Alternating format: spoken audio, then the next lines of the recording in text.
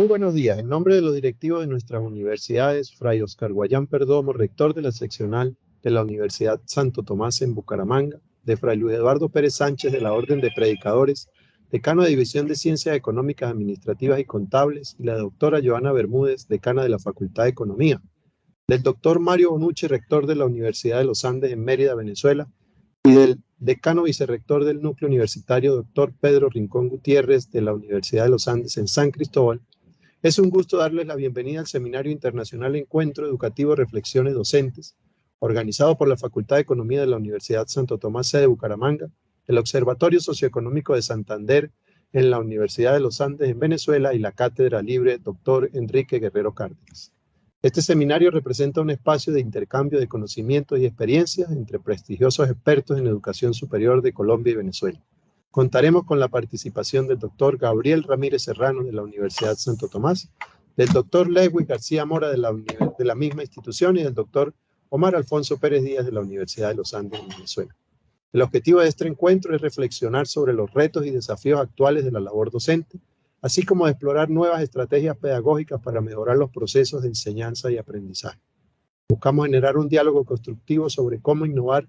en las prácticas educativas, adaptándonos a las necesidades de los estudiantes del siglo XXI. Estoy seguro de que las presentaciones y discusiones de nuestros distinguidos ponentes enriquecerán la perspectiva de todos los participantes sobre la trascendental labor de formar a las nuevas generaciones. Les doy nuevamente la bienvenida y les deseo una jornada fructífera y estimulante. Iniciamos nuestro seminario con la participación del doctor Gabriel Ramírez Serrano, docente del Departamento de Humanidades de la Universidad Santo Tomás sede de Bucaramanga. El doctor Gabriel tiene estudios de doctorado en educación que está cursando, tiene una maestría en estudios políticos, es especialista en docencia, licenciado en filosofía. Damos la bienvenida al doctor Ramírez Serrano. Bienvenido, doctor Gabriel. Es para mí un honor estar hoy compartiendo este espacio con todos ustedes a nombre de la Universidad Santo Tomás y el Departamento de Humanidades de la Universidad Santo Tomás, sede de Bucaramanga. Agradecemos muchísimo esta cordial invitación a los profesores de la Universidad de los Andes, núcleo Pedro Rincón Gutiérrez en Venezuela. Esta cátedra representa para nosotros un espacio de reflexión muy importante, la cátedra del doctor Enrique Guerrero Cárdenas, la persona el gran maestro que nos inspira para este encuentro que hoy estamos compartiendo con cada uno de ustedes. Mi nombre es Gabriel Ramírez Serrano, soy profesor del Departamento de Humanidades de la Universidad Santo Tomás, Bucaramanga, Colombia. Quiero compartir algunas reflexiones inicialmente sobre el sentido de la educación en América Latina. En América Latina hemos sido altamente influenciados y determinados por un pensamiento europeo que ha moldeado nuestra lógica, nuestra forma de concebir la realidad y también nuestros parámetros para interpretar la realidad. Allí entonces podemos establecer que hay una tradición racionalista de corte cartesiano que ha incidido y sigue incidiendo fuertemente en los sistemas educativos en América Latina. Sistemas educativos que instrumentalizan el conocimiento, que nos llevan a definir como parámetros del conocimiento y de los procesos educativos aquellos que se centran de manera exclusiva en una racionalidad, pero no cualquier tipo de racionalidad, sino una racionalidad instrumental, donde los estudiantes y nosotros comprendemos que únicamente es un conocimiento operativo de carácter pragmático el que determina el ser, el sentir y el norte de la educación. Por eso podemos definir que tenemos unas ciencias instrumentalizadas, una educación instrumentalizada, tal y como lo van a referenciar en la Escuela de Frankfurt. A su vez, tenemos en América Latina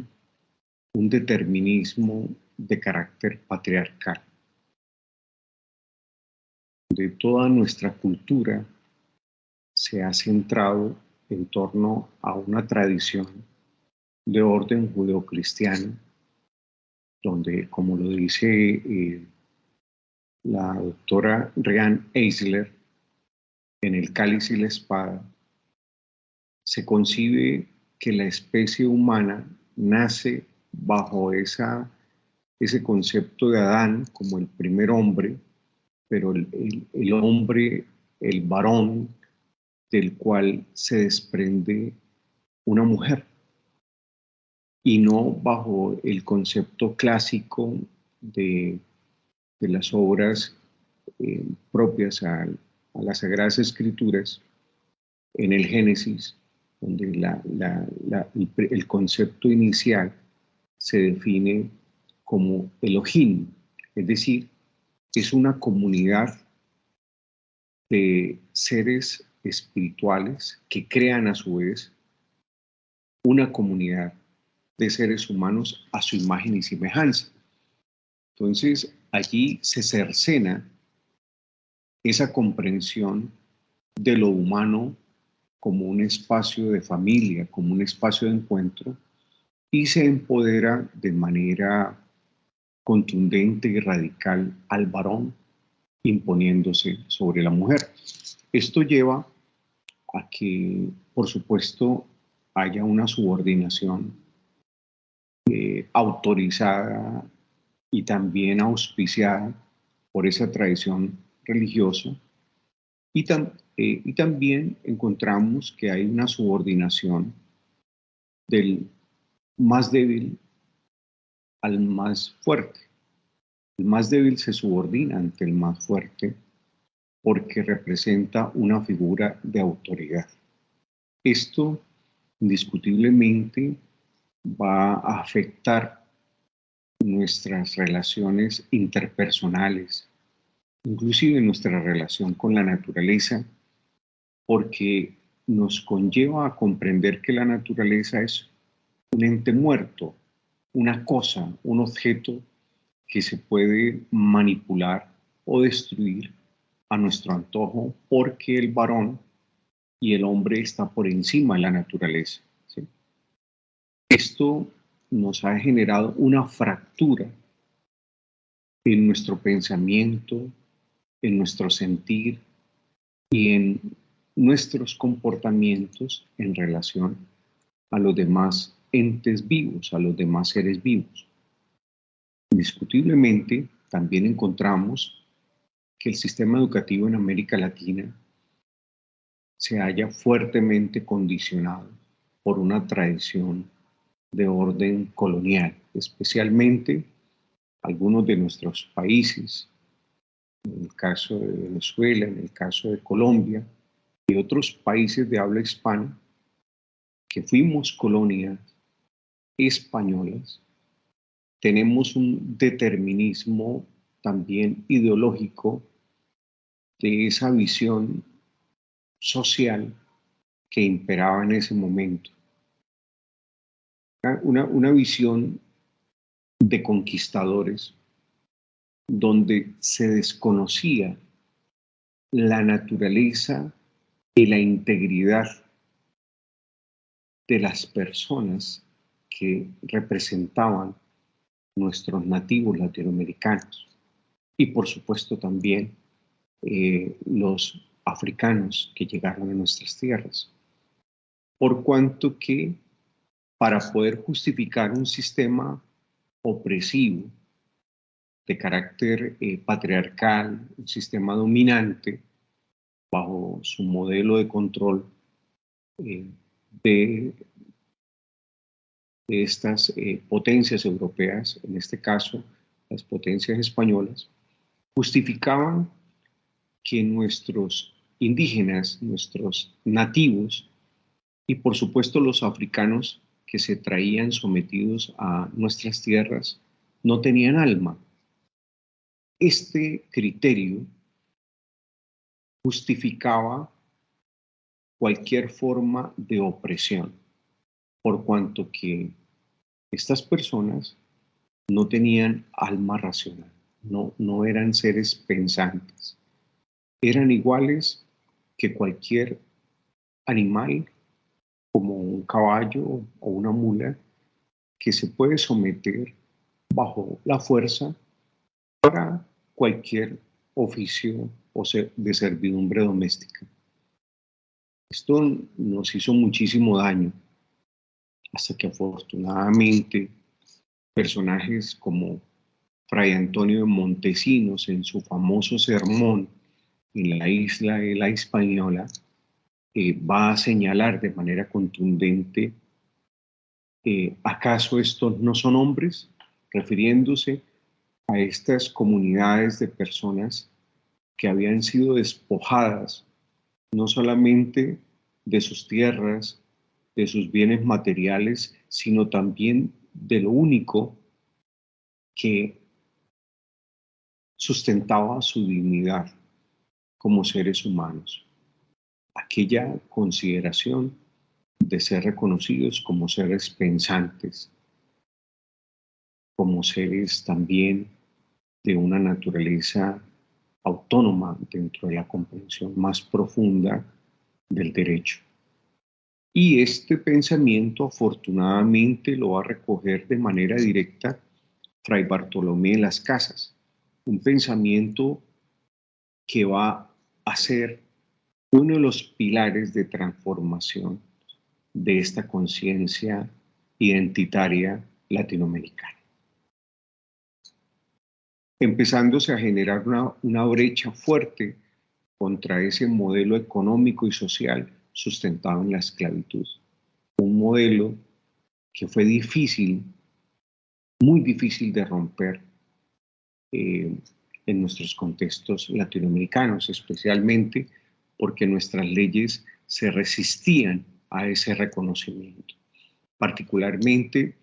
lo encontramos, el primer gran giro lo encontramos en la Constitución de Cúcuta, cuando nuestro libertador Simón Bolívar, a través de la Constitución de Cúcuta, declara vientres libertos, ¿sí? como un derecho de los nascituros de la época,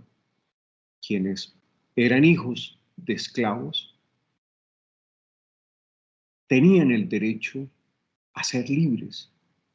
y a no heredar la esclavitud de sus padres. Infortunadamente, después de la muerte de Bolívar, se regresa otra vez a una esclavitud. De hecho, solamente por ser hijos de esclavos. Ha sido una tradición muy difícil de romper en nuestros pueblos latinoamericanos. Afortunadamente, en estos momentos ya hemos dado un giro y un cambio frente a esos sistemas de control opresivo sobre el cuerpo del otro, desde esta perspectiva, por supuesto. Entonces, por extensión, en el sistema educativo tenemos una educación que privilegia a los varones, una educación que privilegia a las personas que tienen mejores recursos económicos, lo cual les asegurará en un futuro no muy lejano mejores oportunidades laborales y, por supuesto, mejores condiciones económicas de orden salarial, especialmente, que ponen por encima el oficio y la labor del varón sobre la labor de la mujer. Entonces, sigue muy presente esta división y esta ruptura entre el varón y la mujer. seguimos todavía en muchos círculos académicos siendo eurocéntricos, creyendo todavía en nuestros claustros universitarios que la verdadera educación es la educación europea, que los referentes indiscutibles desde todas las ramas del pensamiento siguen siendo los pensadores y los científicos europeos, por cuanto se sigue concibiendo por nosotros mismos que los latinoamericanos no tienen ideas, no tenemos ideas, no pensamos por nosotros mismos, siendo muy kantianos, ¿no? Todavía seguimos en una minoría de edad que sostiene, que sustenta todo tipo de control colonialista en nuestras tierras, empezando por los sistemas de pensamiento que se imponen a ultranza por nosotros mismos desde nuestras universidades. Y continuamos concibiendo una educación de orden instrumental, ¿no? La verdadera educación es la que nos sirve para hacer cosas, para manipular objetos, para manipular realidades, para manipular circunstancias, pero no aquella que nos lleva a pensar, a tener autonomía, a tener criterios propios, a tener una capacidad de comprensión profunda de nuestra existencia y de la coexistencia dentro de unos ecosistemas vivos. Por ello encontramos a un personaje maravilloso, nacido en Venezuela, posteriormente formado en Londres y finalmente nacionalizado en Chile, don Andrés Bello, un personaje emblemático, icónico dentro de los sistemas educativos en América Latina, pero paradójicamente poco conocido. Don Andrés Bello rompe con el legado eurocéntrico. Y ahí surge otra pregunta. ¿Es posible romper con una tradición tan fuerte como la europea? Aquí hay una cita del profesor Javier Ocampo, es un profesor de la Universidad Pedagógica y Tecnológica de Tunja, refiriéndose a don Andrés Bello, al maestro don Andrés Bello, cita una proclama de don Andrés increpando a los jóvenes chilenos. Jóvenes chilenos, aprended a juzgar por vosotros mismos. Aspirad a la independencia del pensamiento. Bebed en las fuentes, a lo menos en los raudales más cercanos a ellos. Esta proclama es una proclama totalmente gestora de nuevas comprensiones, de nuevos horizontes de sentido, porque, como insistíamos hace unos minutos, nos cuesta pensar por nosotros mismos. Nos cuesta pensar en clave de contexto latinoamericano. Y para ello, por supuesto, debemos empezar reconociendo que existen también otras formas de pensamiento distintas a las nuestras, pero donde nuestra forma de pensamiento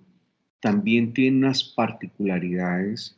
propias que nos permiten gestar nuevas formas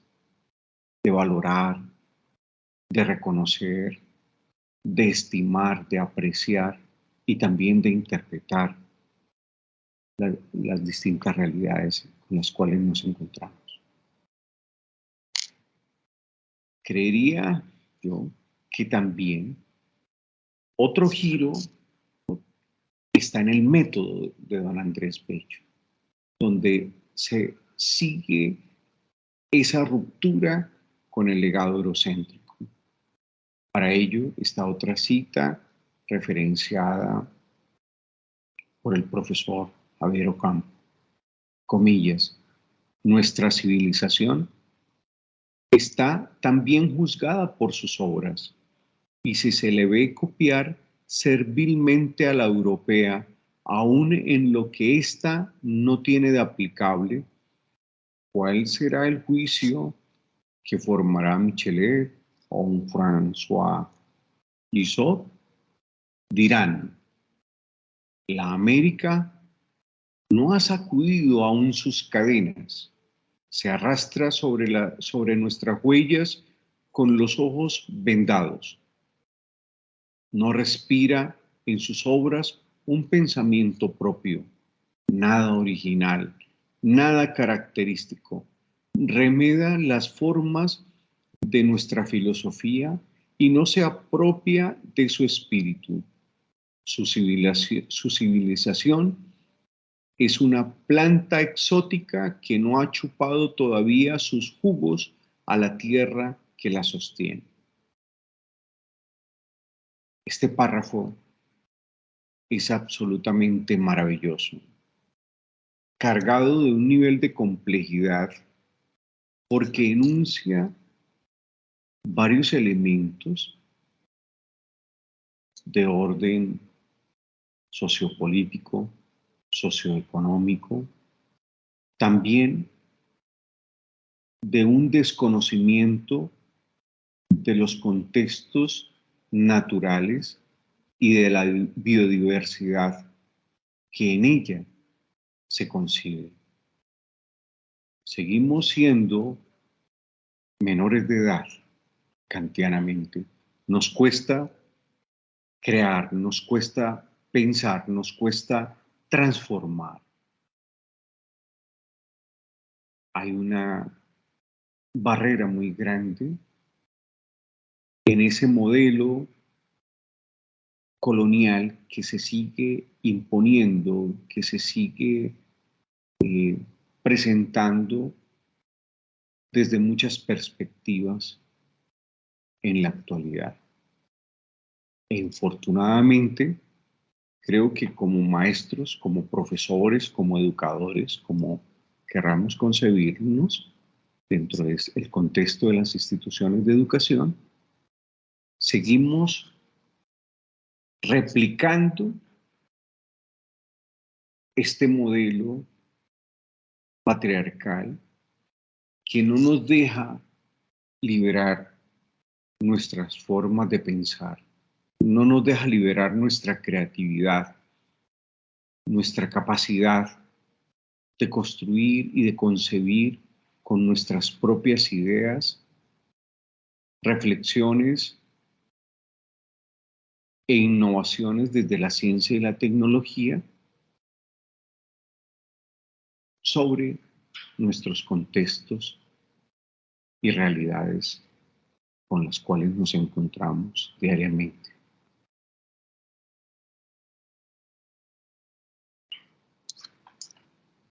Finalmente, podemos destacar un elemento que enaltece la comprensión profunda de don Andrés Bello por la magia del ser, del sentir y el pensar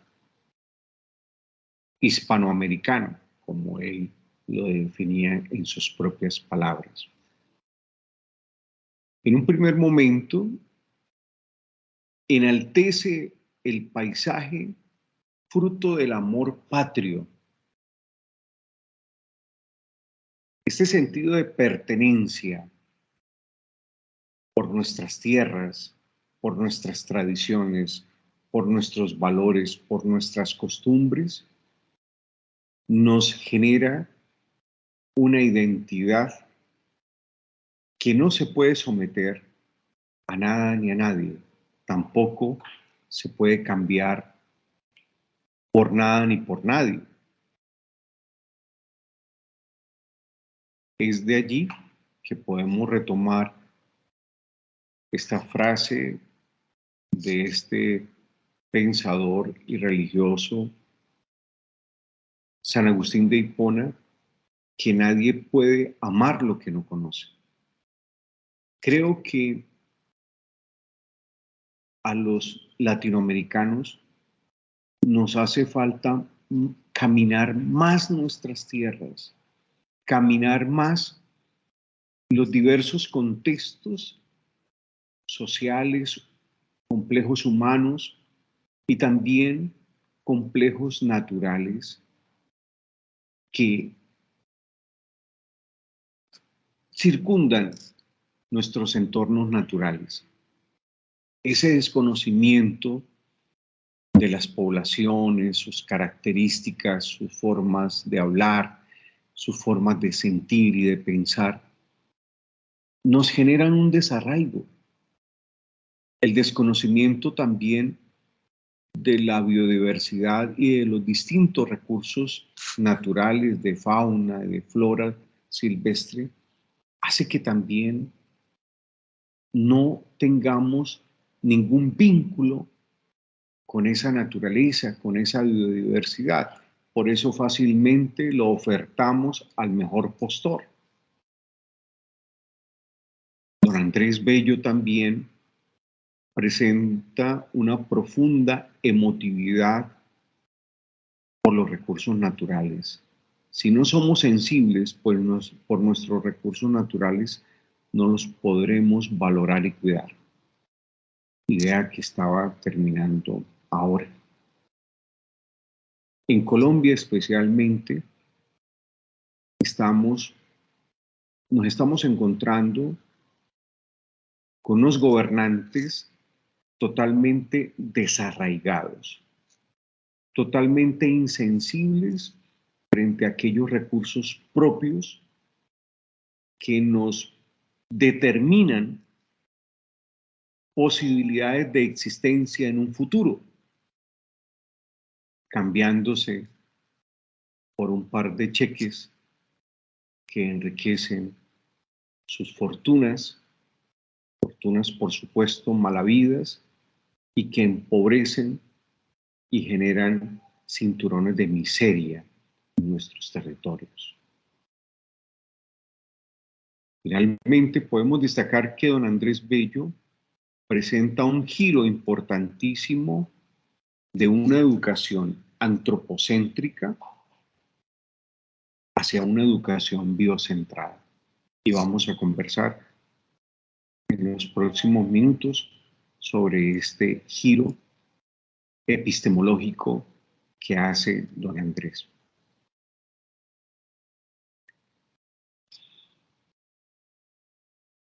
¿Cómo hacemos para hacer ese giro? ¿Por qué es necesario hacer ese giro? No solamente de nuestra forma de pensar, de nuestros conceptos, de nuestras ideas, de nuestras teorías, sino también de nuestros afectos. De una educación totalmente antropocéntrica, como está concebida por nuestros sistemas de educación, para pasar a una educación biocentrada. He allí que la vida no es un valor menor, ni debe ser un valor menor en nuestras sociedades. Tenemos que superar esos dualismos entre lo que concebíamos antiguamente por vida orgánica y vida inorgánica.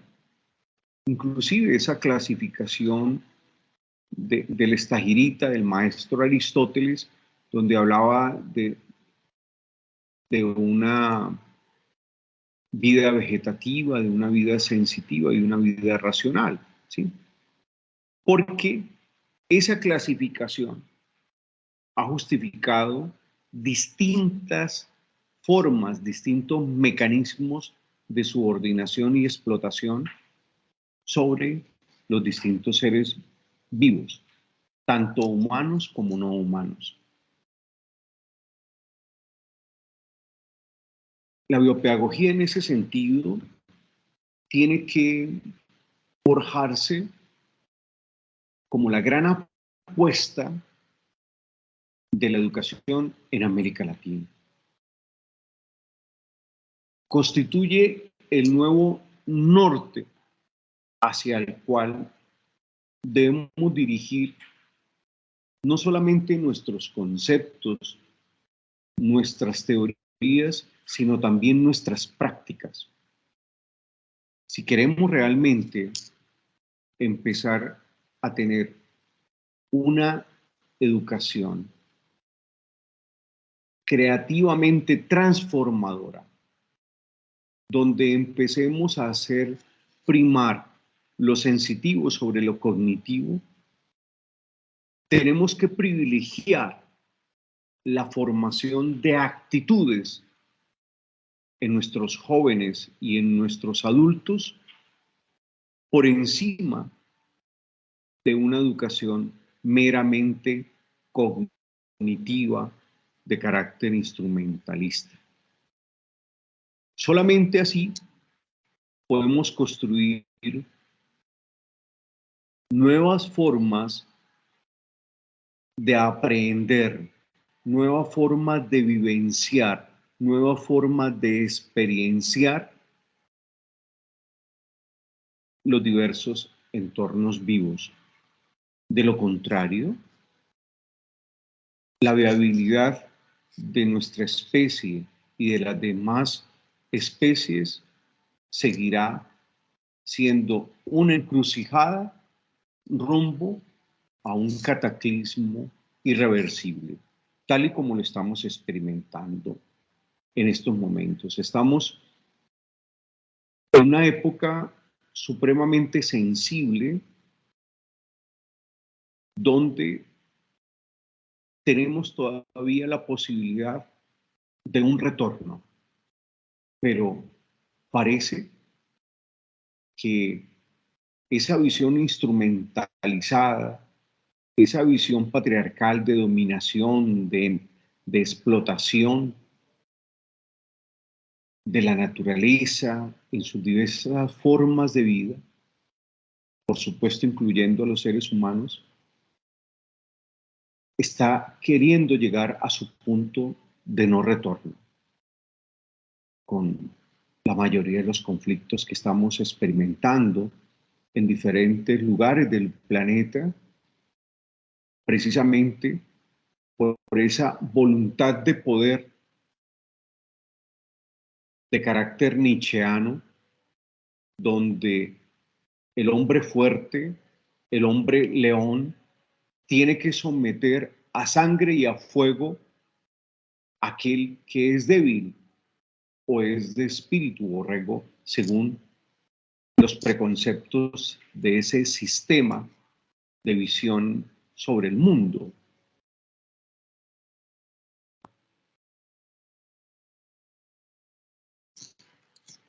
Acá hay un pensador muy especial para mí, como es el profesor Hugo Asman. Hugo Asman nos invita a concebir la educación a partir del gozo, a partir del disfrute de las experiencias vitales. Y a mi modo de ver, es el otro gran giro entre una educación donde prima la enseñanza, el que el maestro es el sabio, el erudito, y el estudiante es el ignorante, el indocto, que tiene que someterse, que tiene que asumir una actitud sumisa ante el gran destello de teorías y conceptos que le comparte su maestro. ese giro relacional de una educación vertical a una educación horizontal, donde construimos con el otro y desde el otro, para empezar a comprender la educación desde los procesos de aprendizaje, fruto de una construcción colectiva, no de una imposición individual o de un sistema de poder que se ha agotado totalmente, sino para la muestra de un botón, veamos nuestra economía, veamos nuestra política, veamos nuestras relaciones internacionales, veamos nuestras religiones, todo anda en crisis. Hay una crisis profunda porque hay un agotamiento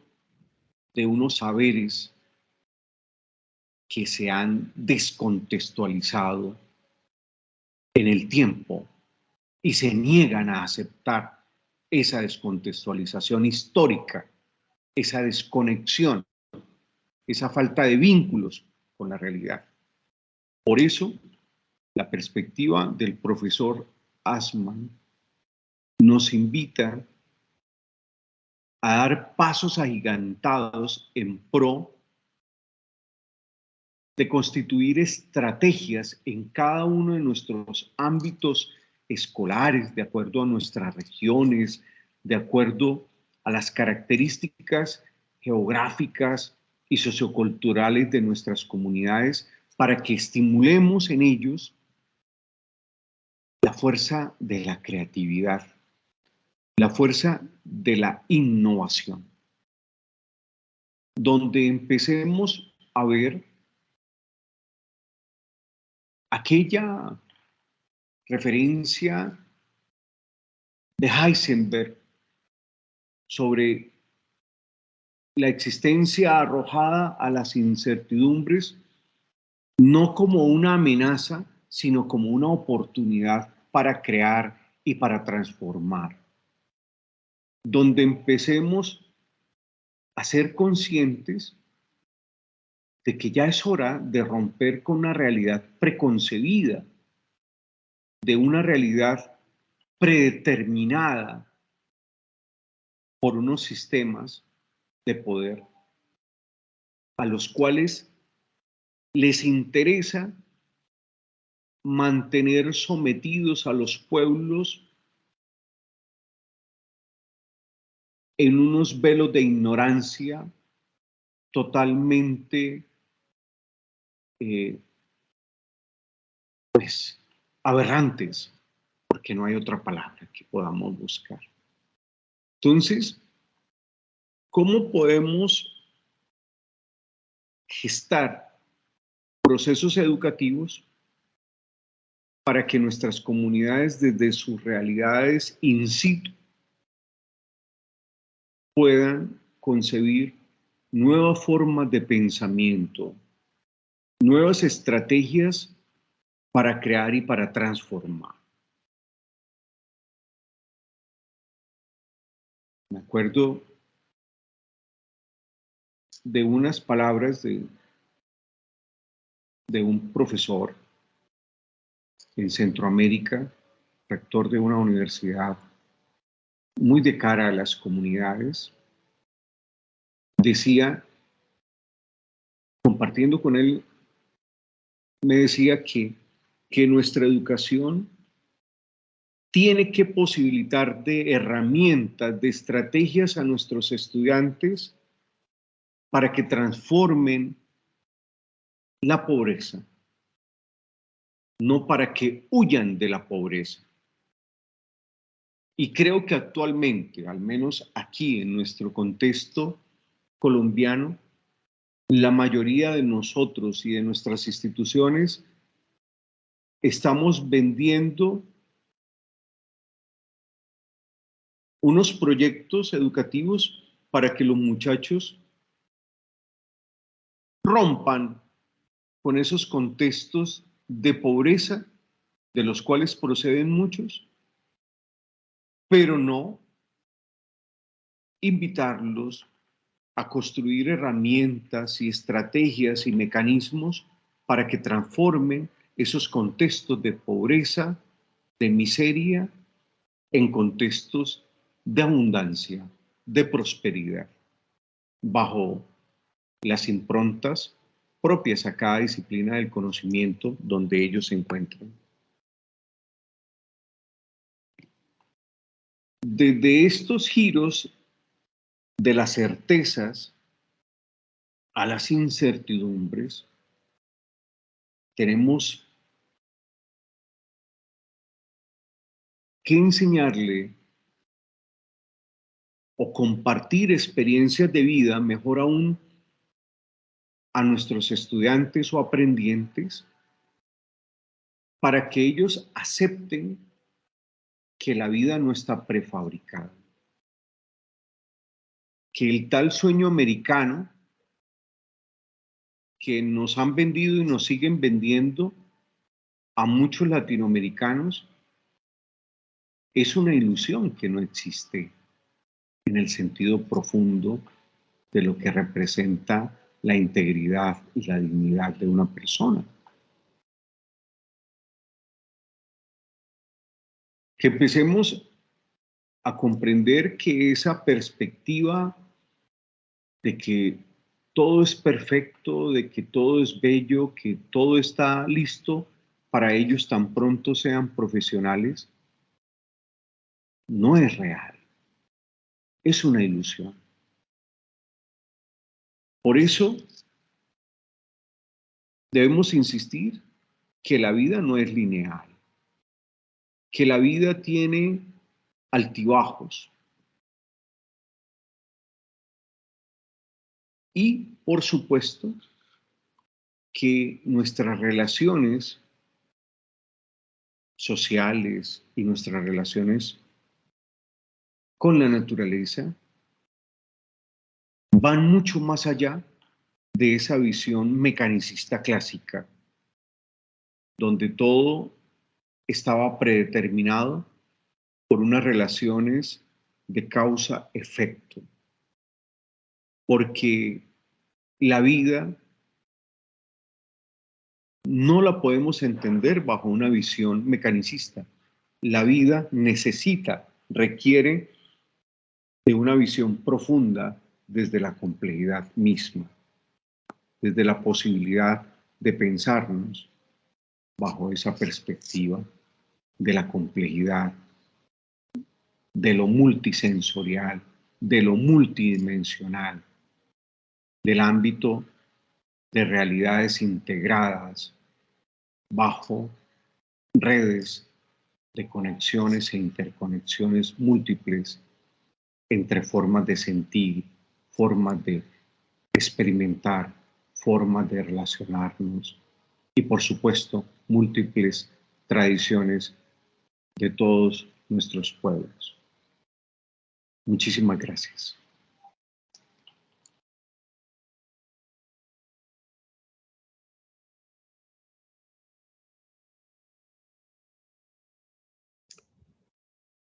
Doctor Gabriel Ramírez Serrano, muchas gracias por sus valiosos aportes. A continuación, damos la bienvenida al doctor Lewis García Mora, director de la Unidad de Desarrollo Integral Estudiantil UDIES de la Universidad Santo Tomás, sede Bucaramanga. El doctor Lewis García Mora cuenta con estudios de doctorado en pensamiento complejo, es magíster en educación y desarrollo humano, es especialista en intervención familiar y psicólogo con más de 20 años de experiencia en procesos de educación y desarrollo humano en diferentes contextos.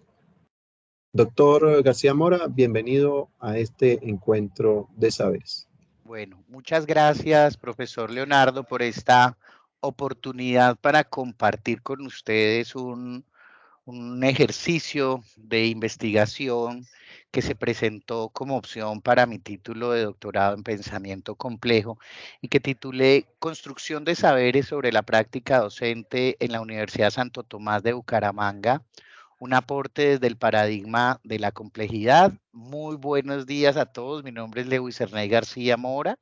y desarrollé esta investigación con el propósito de saber de qué manera podíamos aportar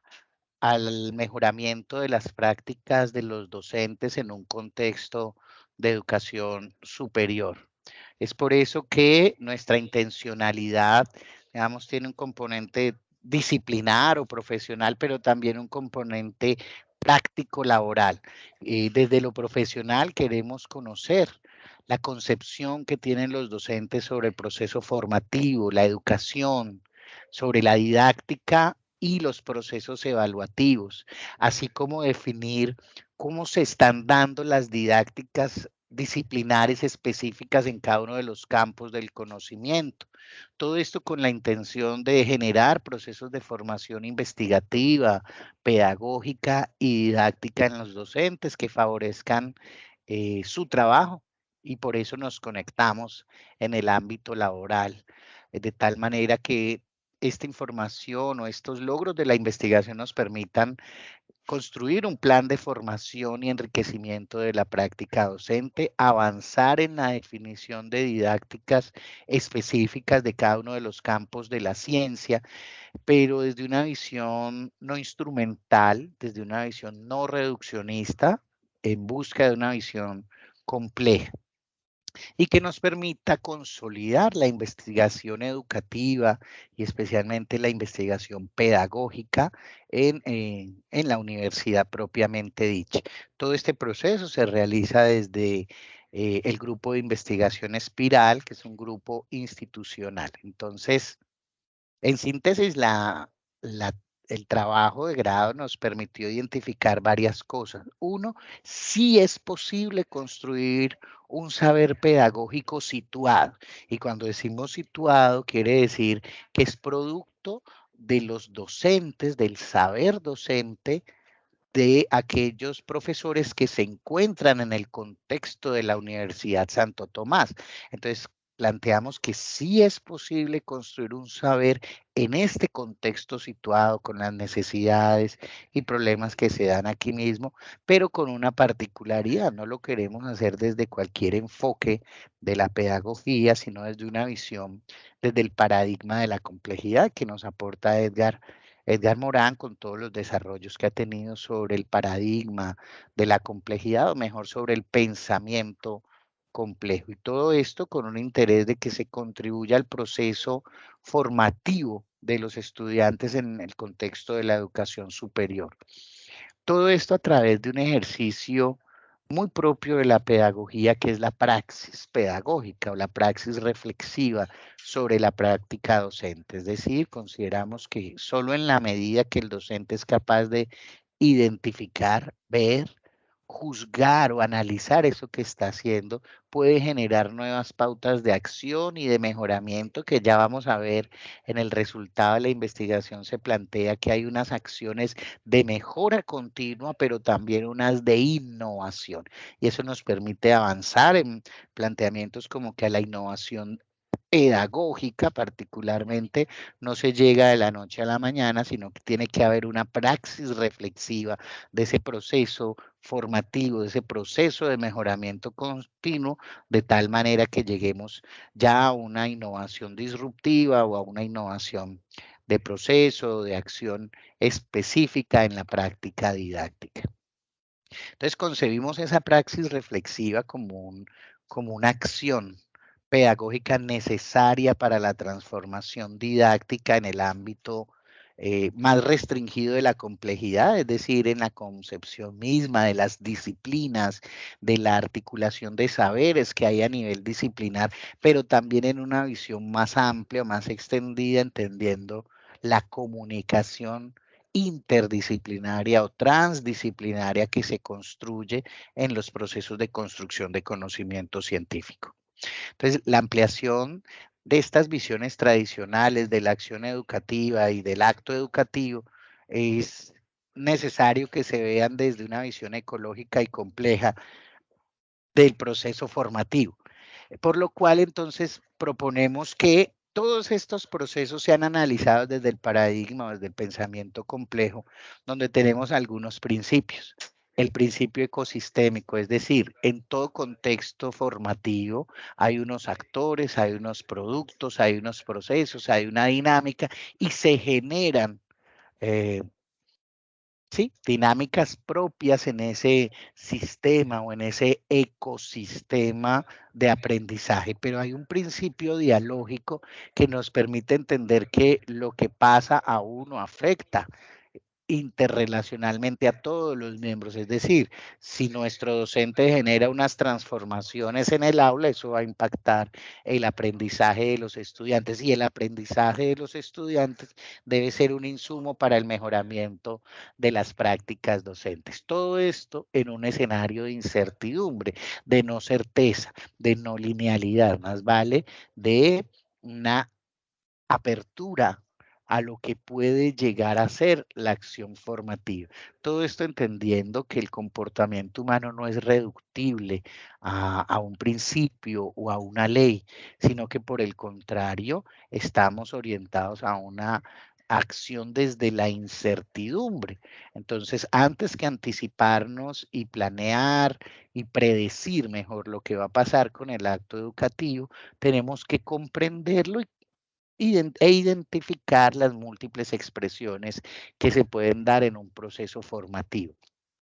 entendiendo que hay acciones recursivas o las que yo llamo más orientadas a la innovación, recursivas, generativas, transformadoras, pero que también dependen de esa autorregulación que hace ese mismo sistema, de las acciones que se dan al interior de la clase, del proceso formativo, y que por sí mismas van transformando las prácticas de los autores, de los actores, de los procesos.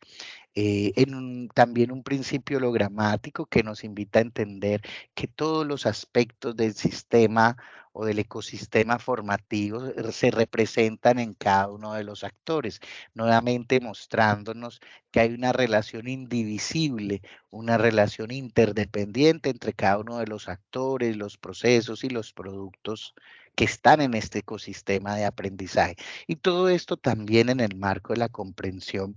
de que eh, como seres humanos tenemos cegueras en el proceso investigativo, en el proceso de conocimiento, incluso en el proceso de formación, por lo cual es necesario analizar todo lo que sucede en ese ecosistema de aprendizaje desde estos principios, y así podemos decir que estamos centrados mucho más en una perspectiva de la complejidad. Entonces, en palabras coloquiales, los docentes saben más de lo que se imaginan y hacen mucho más de lo que creen en el aula docente. Por eso es necesario resaltar el valor de la reflexividad sobre el propio actuar, a lo que además de llamarlo un proceso metacognitivo, lo llamamos una praxis reflexiva propia, digamos, de unas tendencias modernas o contemporáneas de la educación, que además nos invitan a revisar nuestro rol como docente, pero antes de docente como persona, y nuestras concepciones sobre el conocimiento, sobre la formación, sobre la evaluación y el sentido de lo educativo, así como la construcción de conocimiento científico, porque el papel del docente no se queda en una visión transmisora, sino que fundamentalmente es un gatillador de conocimiento, es un agente que promueve la construcción de conocimiento teórico, aplicado o científico en el campo de un saber específico. Entonces, creo que esto fue lo que consolidamos en términos muy generales al realizar esta investigación, que buscó fundamentalmente, o que se preguntó, como les decía ahora, cómo construir saber pedagógico de parte de los docentes, que promueva una formación integral de los estudiantes en nuestra universidad en el marco de un proyecto educativo institucional con unas características específicas. Entonces nos propusimos efectivamente construir ese saber pedagógico, pero desde los principios del pensamiento complejo, partiendo de reconocer y reflexionar las prácticas de cada uno de los docentes en un contexto de educación superior.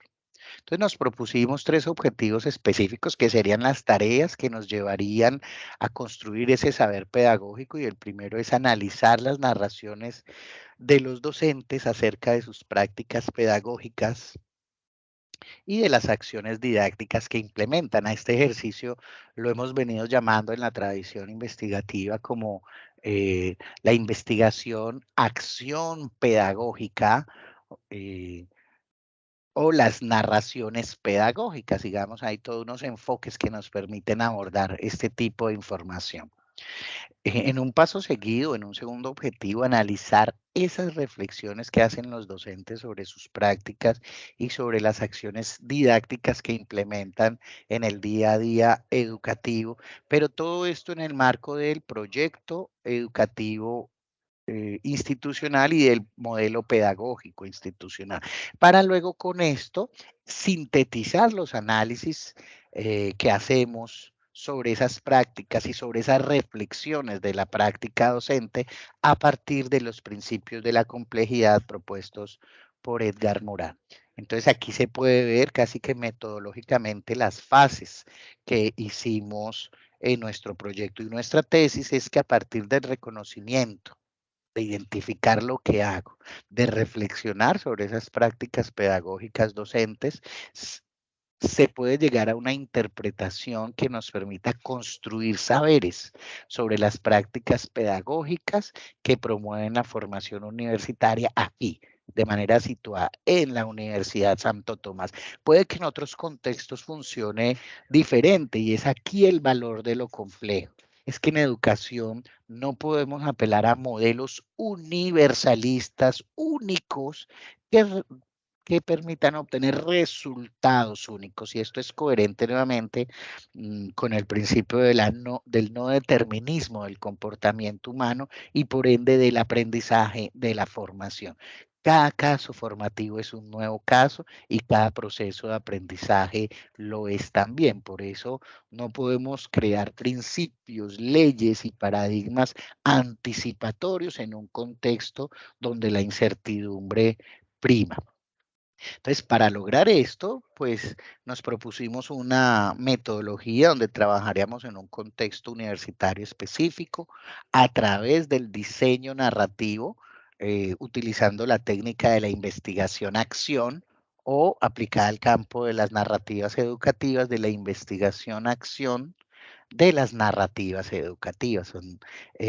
nuevas tendencias que surgen en el diseño investigativo del actuar docente. Trabajamos con 15 docentes, es decir, con 15 narraciones. Sin embargo, tuvimos también 15 narraciones de grupos de estudiantes, de grupos de entre 6 y 25 estudiantes. También tuvimos esas narraciones, pero para efectos metodológicos solo tomamos la narrativa docente. Quiero contarles que esos docentes no solo fueron entrevistados y analizados sus narraciones, sino que también ellos, 7 de ellos, construyeron 7 documentos de reflexión didáctica docente, lo cual creo que es un éxito del proyecto, un valor agregado en términos de que ellos construyeron un texto metacognitivo sobre su práctica docente, es decir, 7 de ellos no solo hicieron una reflexión de sus prácticas, sino que las escribieron y las pusieron en un texto que está en proceso editorial para ser socializado y publicado, también como un producto de esta investigación. Entonces, no solo fue tomar las narrativas de los docentes, sino que en el mismo trabajo ellos se dieron cuenta que en ese proceso había un saber que valía la pena ser socializado. Por eso tenemos además 7 documentos de reflexión didáctica que fueron utilizados como insumo para la triangulación en el análisis de la información. Se desarrolló un proceso de descripción de las narrativas, de análisis de esas unidades narrativas o unidades de texto, una consecuente hipotetización de lo que estaba allí en esas narraciones y posteriormente una conceptualización relacionándolo con los fundamentos y los principios del pensamiento complejo. Para hacer esto nos apoyamos en el Atlas T, en la versión 9.0, que nos ayudó a organizar la información, a poder seleccionar las unidades de análisis de textos narrativos pedagógicos, a poder darle una interpretación a eso que nos estábamos encontrando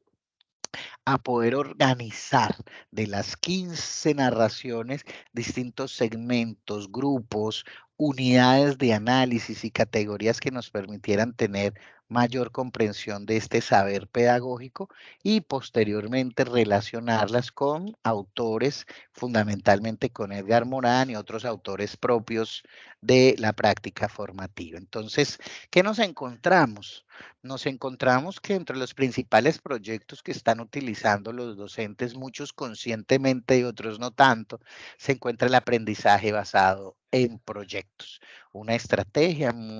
que genera valores de desarrollo de la autonomía en los estudiantes, la posibilidad de que ellos definan sus propios intereses y los desarrollen en términos de proyectos.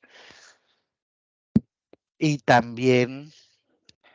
que puedan ser gestores de su propio proceso de aprendizaje en términos que van resolviendo este mismo proyecto. Pero también encontramos los proyectos que integran diferentes saberes desde los distintos espacios académicos. Entonces a estos se les llaman proyectos integradores, pero nos encontramos con mucho trabajo en talleres y grupos de colaboración que también fomenta esta capacidad de trabajo en equipo, de poder articular y construir conocimiento con otros actores del proceso, del ecosistema de aprendizaje. Una estrategia valiosa también de los docentes son las prácticas y el uso de los laboratorios en el proceso de aprendizaje. El uso de las tecnologías de la información y la comunicación, los procesos de investigación en el aula que hacen parte de la formación investigativa, pero que son acciones específicas que se integran al día a día del aula y que se consolidan en procesos de investigación formativa, como ya lo había dicho, y la utilización y producción de material de apoyo construido por los propios docentes, en algunos casos adaptado para las necesidades de cada uno de los espacios académicos. Entonces, interesante saber que estas son las acciones didácticas, las prácticas didácticas que están utilizando nuestros docentes para poder centrarnos en formarlos mucho mejor en estas estrategias y en lo que se requiere pedagógicamente y didácticamente para el desarrollo de estas acciones formativas. Bueno, todo esto nos sirvió para reflexionar sobre las prácticas docentes en el modelo pedagógico educativo, conocer las concepciones que tienen sobre nuestro modelo pedagógico, que tiene, digamos, unos elementos importantes como la problematización, el método prudencial, el paso a paso en ese modelo de aprendizaje que pasa por una lectio, una lectio, questio y disputatio, que sería algo así como una lectura, un cuestionamiento y unos planteamientos posteriores, que es muy coherente con el método problemático que nos lleva a ver la realidad, a juzgarla desde unas teorías y unos conocimientos y a tomar unas decisiones o unas acciones concretas basadas en esos juicios o en esos análisis. Entonces, nos permitió este análisis también identificar aspectos que tenían que ver con la planeación de las clases, un proceso determinante de la labor docente. Entonces, estas categorías no se construyeron a priori del ejercicio, sino que emergieron en el marco del proceso investigativo, de las narraciones que nos iban dando los docentes. Otro proceso importante fue la formación que estamos dando desde la universidad y cómo es determinante para la apropiación del modelo pedagógico, para la identificación de estrategias didácticas que puedan transversalizar y para la práctica docente como tal. Entonces, de esta investigación pudimos obtener que el mejoramiento de la práctica docente requiere procesos de formación y capacitación de los mismos docentes. Bueno, otro de los análisis fue el desempeño académico de los estudiantes y el acompañamiento docente al aprendizaje, que nos llevó a cuestionar fundamentalmente el rol del docente y particularmente el rol de los modelos tradicionales o de los modelos disciplinaristas que se enfocan en conocimientos específicos y no permiten la complejidad del ecosistema de aprendizaje. Y un último aspecto en el que nos centramos fue los procesos evaluativos. Cómo se están dando los procesos evaluativos, cómo se conciben estos mismos y cómo son ellos determinantes del proceso de formación. De manera muy concreta, contarles que pudimos hacer una praxis reflexiva, de la acción educativa a partir de las narraciones. Los docentes lograron reflexionar sobre su actuar y encontrar elementos para mejorar su práctica docente. Y no lo hicieron de manera individual, sino que se hizo de manera colectiva, en grupos, a través de una estrategia que llamamos los laboratorios pedagógicos.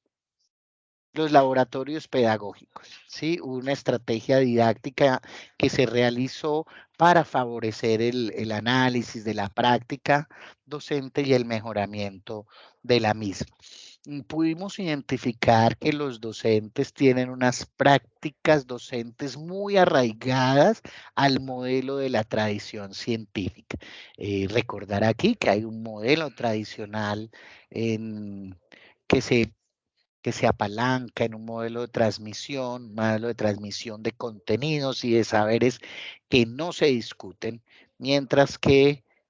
la transformación de esa práctica coexiste con algunas de estas saberes tradicionales y es por eso lo importante de favorecer la reflexión pedagógica para poder hacer un tránsito de esta práctica tradicional que se deriva de los modelos de la ciencia a una práctica mucho más compleja, no complicada, sino compleja, es decir, que tiene en cuenta los referentes del pensamiento complejo de Edgar Morin, en el que no hablamos de linealidad, sino de ecosistemas, no hablamos de un rol directivo del docente, sino de un rol democrático, compartido, co-construido por los actores, de unos productos que no corresponden solo al aprendizaje del estudiante, sino a esa interactividad que se da en el proceso de enseñanza y que no es lineal o vertical,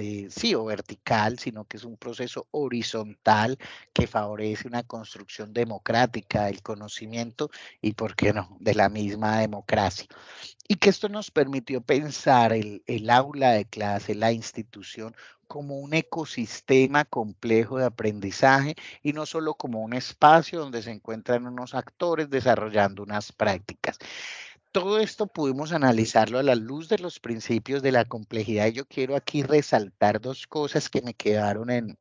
mi pensamiento y que ya las había dicho, pero creo que es determinante. El mejoramiento de la práctica docente no solo pasa por tomar cursos, sino por tomar conciencia de mi propia práctica, de la persona que soy como docente y de las acciones que realizo. Por eso, muchas veces me encontré con que los docentes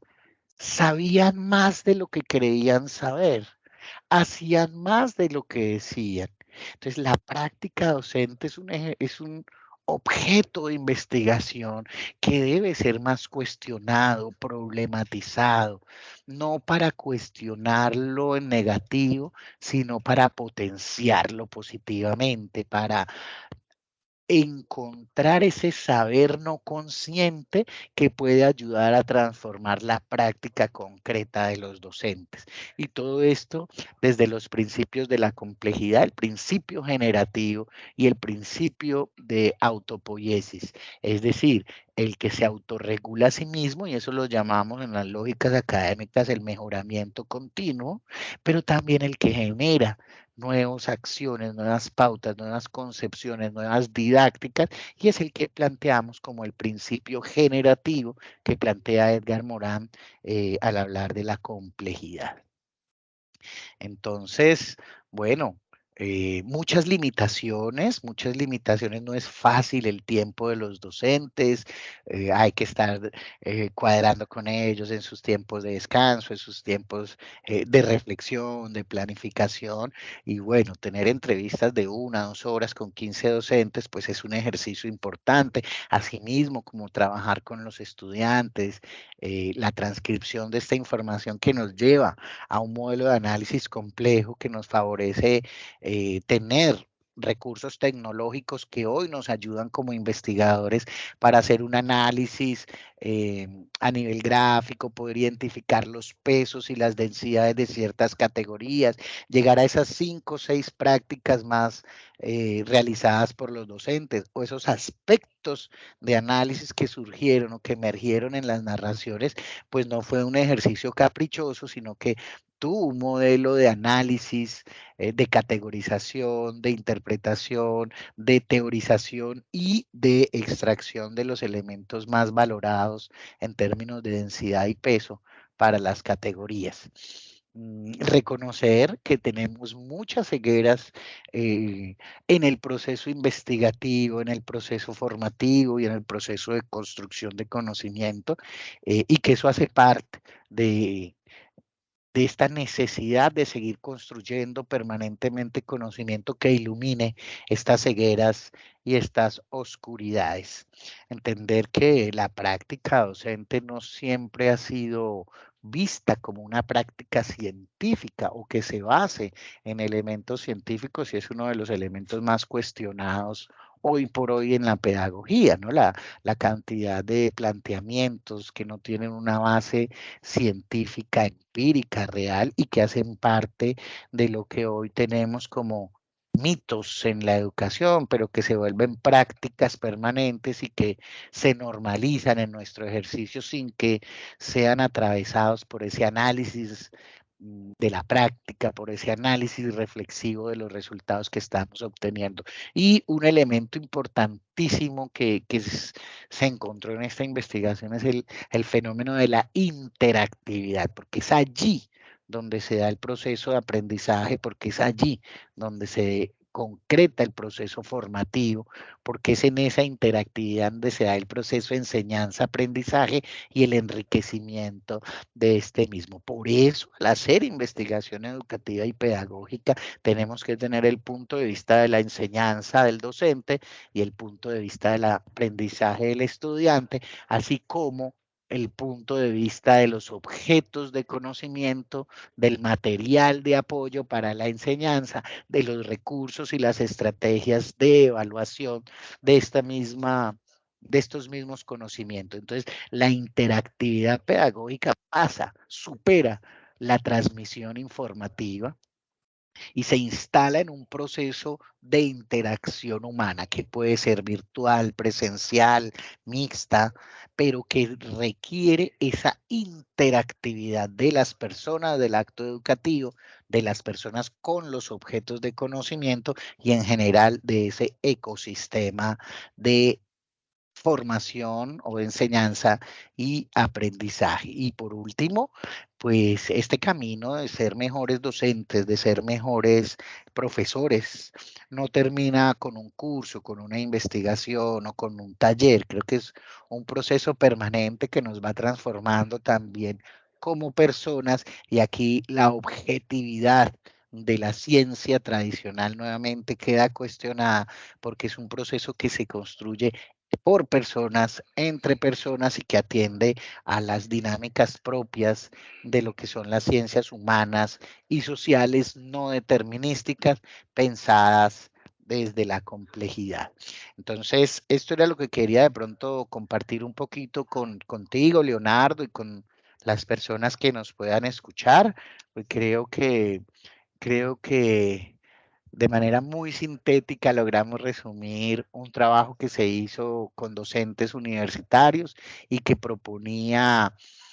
identificar, develar cómo las reflexiones sobre sus propias prácticas les permitían encontrar aspectos de mejoramiento en la evaluación misma, en la planeación, en el uso de estrategias didácticas y algo que a mí particularmente me pareció un plus en la escritura de sus experiencias pedagógicas, llevándolos ya no solo desde un compartir lingüísticamente, sino desde una reflexión científica de su proceso de práctica. Leonardo, creo que era esto lo que quería compartir contigo y te agradezco mucho por la oportunidad que nos has dado para poder compartir estos hallazgos y estos resultados de la investigación.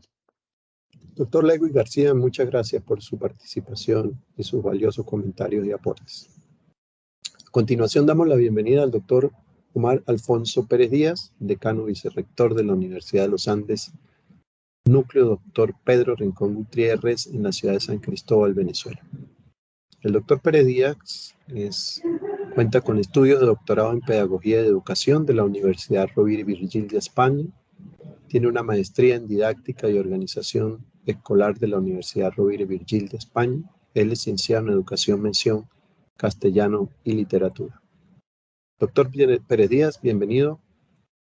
Muchas gracias por su participación. Buenos días. Un saludo muy cordial a la Facultad de Economía de la Universidad Santo Tomás por esta oportunidad que nos da de intercambiar algunos aspectos relevantes sobre los procesos de formación y sobre todo los aspectos relevantes que pueden ayudar a lograr objetivos más concretos en cuanto a los procesos de formación. Todos sabemos que últimamente hay aspectos que cambiaron luego de la pandemia, la situación de la realidad de las aulas. Hay procesos híbridos, hay procesos innovadores, pero también hay procesos que se enmarcan en la improvisación y que esto afecta en los procesos de formación. Tenemos que crear realmente una estrategia que nos permita superar lo que actualmente vive la educación, que es los procesos informales superando lo formal. Es también la posibilidad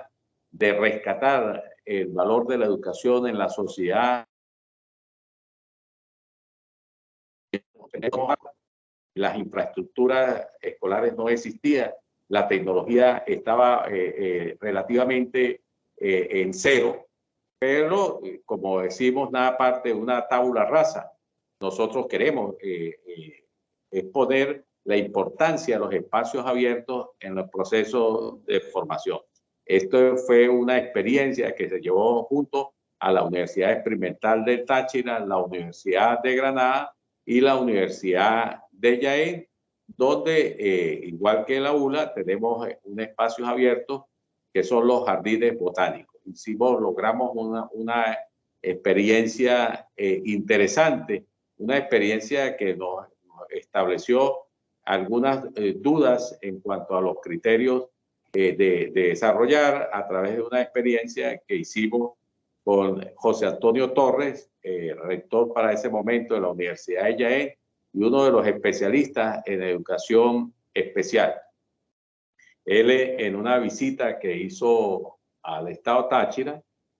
fue a la Universidad Experimental del Táchira, donde desarrollamos un proyecto de espacios abiertos para consolidar una formación a los niños con síndrome de Down que iba a permitir, y así fue, incorporarlos al proceso social como un elemento importante, donde esas limitaciones y todo lo que se pensaba de los niños especiales se superó con hechos y evidencia. Estos alumnos los graduó la Universidad Experimental del Táchira como especialistas en diferentes áreas y hoy los vemos en farmacias, en supermercados, de cajeros, activados socialmente. Pero cuando la presencia de José Antonio Torres en los espacios del Parque Botánico de la UNED se encontró con una sorpresa es lo proactivo que era esos niños. Iba pasando una profesora y todos los muchachos silbaron como de símbolo de admiración, que les gusta y todo. Pues esto sorprendió muchísimo a José Antonio. Y luego cuando sonó el timbre del comedor, todos salieron corriendo y ocuparon los primeros puestos, se colearon, en otras palabras, y esto pues también era un punto de referencia. Y no encontraba lógica, ni los profesores, los especialistas que acompañaban a José Antonio Torres, no encontraba lógica en la actitud que tienen los niños aquí en Venezuela, Estado Táchira específicamente, con respecto a los niños de Granada y ya la doctora Enriqueta Molina y su esposo, don Pepe, pues ellos eran los que asisten la parte de los parques. Granada es uno de los territorios con mayor belleza en balcones, flores y jardines. Entonces, pero ellos son utilizados para sustituir quincenalmente las flores de los diferentes parques, pero ellos lo hacen de forma robótica, o sea, no hay realmente un aprendizaje psicomotor, sino que ellos lo que hacen es dejar el hueco, meten y tapan, pero si el hueco no lo abrieron bien y todo, eso no tiene significación porque es un proceso prácticamente repetitivo que se hace. Los muchachos de aquí pues tenían otras conductas.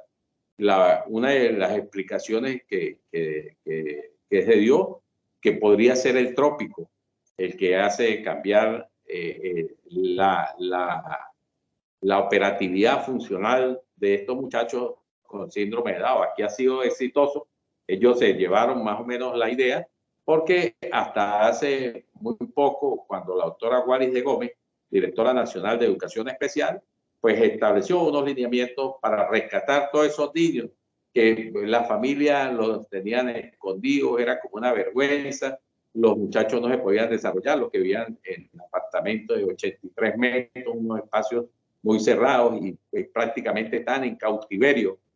Aquí en Michelena había un sitio en la medicatura donde los niños eran depositados y no eran tratados como seres humanos, sino simplemente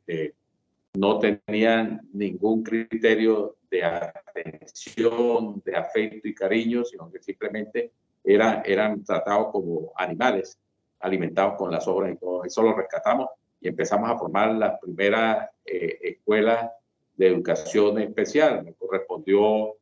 cuando fui jefe de zona, activar todo ese mecanismo administrativo para crear las escuelas de educación especial de acuerdo a las limitaciones.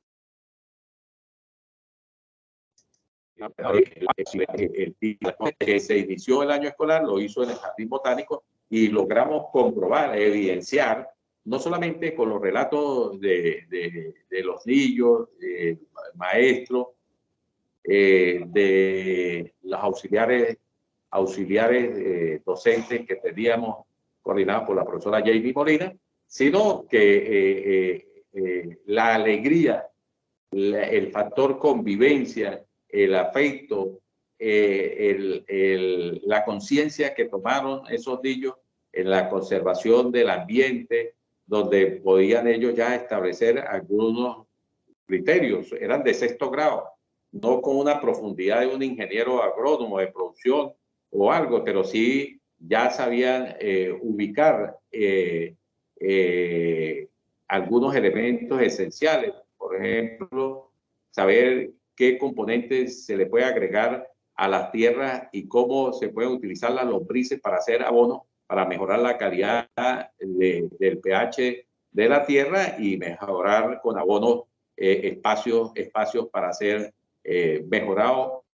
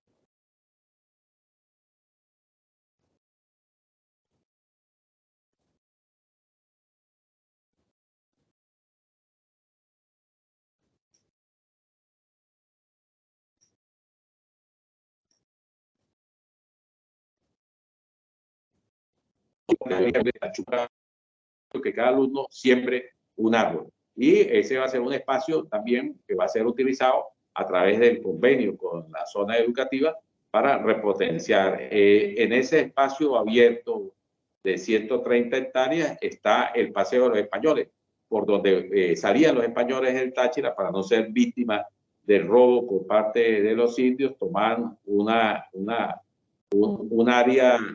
de alto relieve, de una pendiente acentuada, y luego bajaban a Vega Yasa. Vega Yasa es una parte de la zona sur del estado Táchira y donde estaba establecido para ese momento, a ese tiempo, un puerto de alto anclaje donde venían barcos de Alemania y de España y traían y llevaban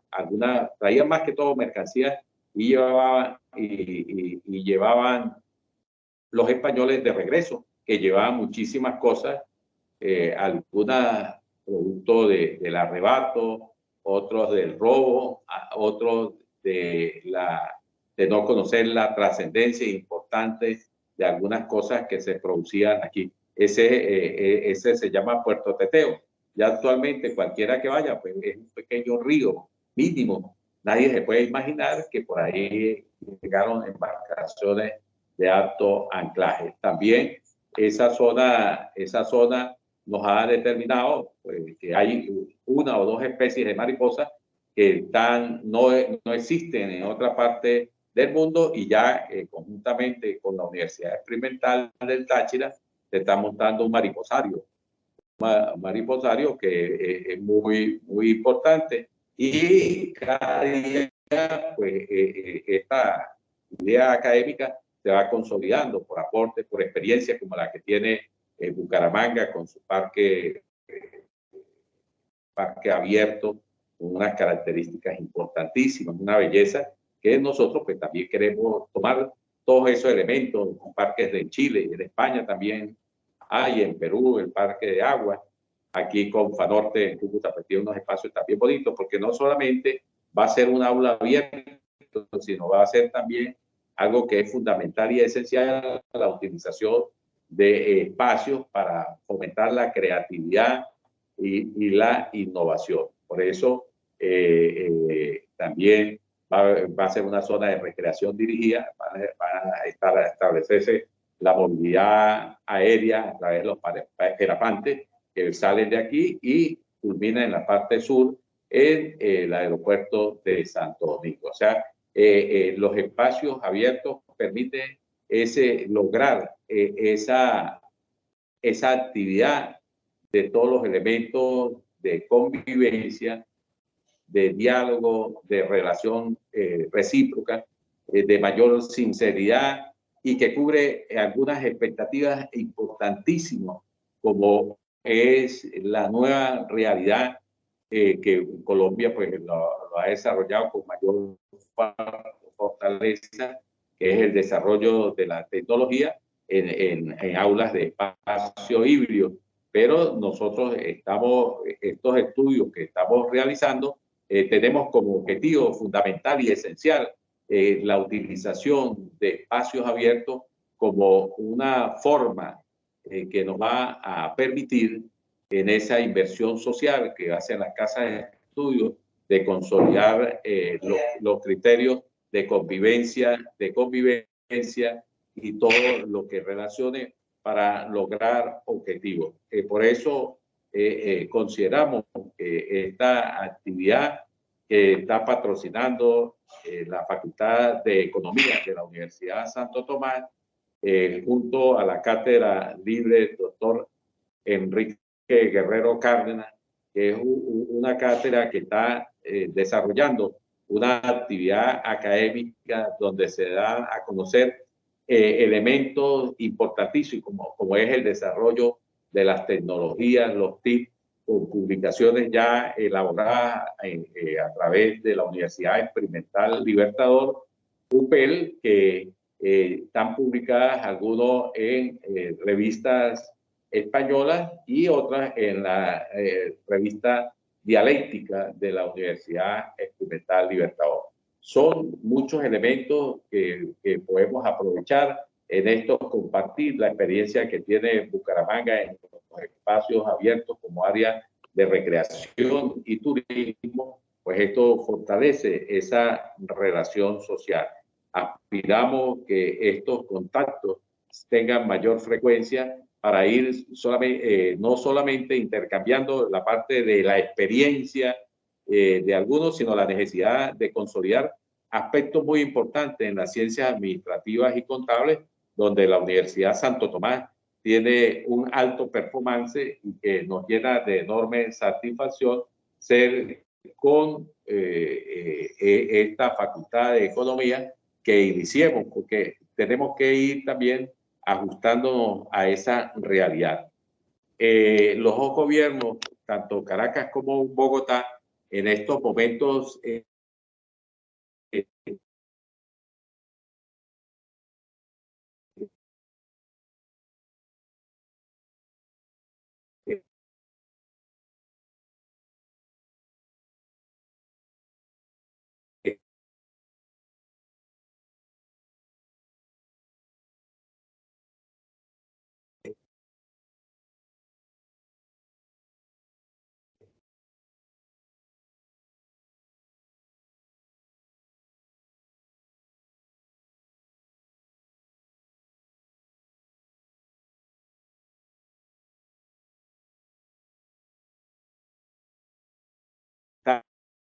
están